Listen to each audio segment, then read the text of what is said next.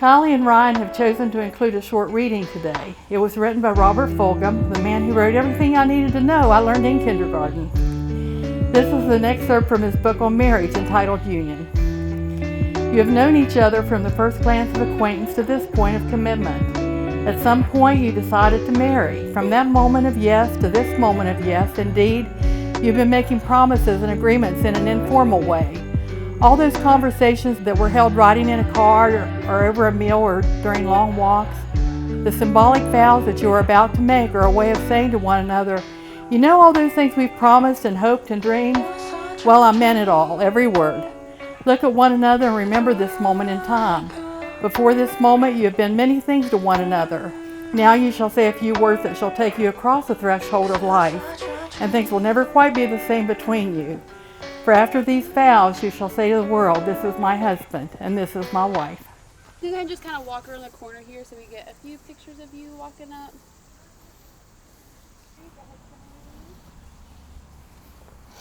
You're already falling. Don't do that to me. All right, I'm done. I told you cry. I like your suit. You look nice. I hate it. What? You look beautiful. nice. Thank you. Ryan, from the moment we met, I knew that you were special to me. It just took me a little bit of time to realize how special. You are truly important to me, and from day one, you've accepted every part of me, the good, the bad, and the weird. For those who don't know, me and Ryan met working at a college radio station, working the early morning Friday shifts. I thought a fun way to pass the time would be to give the finger to the kid in the booth next to me who I did not know, which must have been endearing because here we are. But it's much cuter, more appropriate to say we met through journalism and WVU News. You quickly became a constant source of happiness in my life and someone I felt completely in love with. Your compassion, your drive, your humor, and your love are just some of the reasons that I fall for you more every day. To know that you choose me and that I'm the lucky one who gets to spend a lifetime with you is humbling.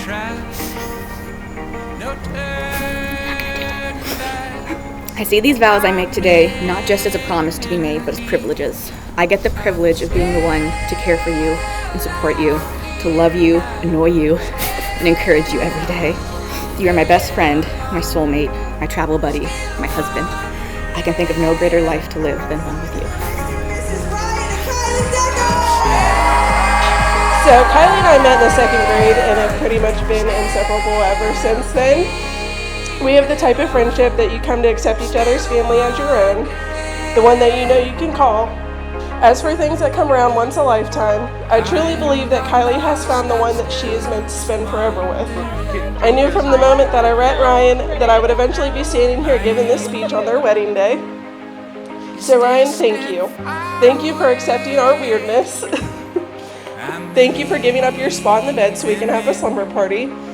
For coming into my best friend's life. For making her the happiest she has ever been. And for loving her unconditionally. Ryan's been in my life since day one, literally. And for those of you who don't know, Ryan and I were born one day apart, down the hall from each other, at City Hospital in Martinsburg. I'm an only child, but I can honestly say that Ryan has been a brother to me. I'm incredibly proud of all of his accomplishments and for finding a great girl in Kyleigh. I feel blessed to have had a best friend to experience all the joys of life with. As someone with 35 days experience of being married, I can tell you that marriage is the best thing ever. Megan and I just entered a new chapter in our lives, and I'm so excited to see you guys begin the same chapter. Kyleigh, I'm so thankful that I get to marry you, my best friends here today. I had no idea that when we were joking around with each other at the radio station at WVU, that I was joking around with the girl who I was going to marry one day. But I'm so glad that life worked out that way for us. You have known how to put a smile on my face every minute of every day since then, and it's one of the many things that I love about you. Kyleigh, you are so loving, so sweet, so beautiful, so caring, and you are the greatest person who has ever entered my life. And I can't wait for you to officially be a part of my life forever. When you need someone to care for you, I will support you. When you need someone to listen to you, I will listen to you.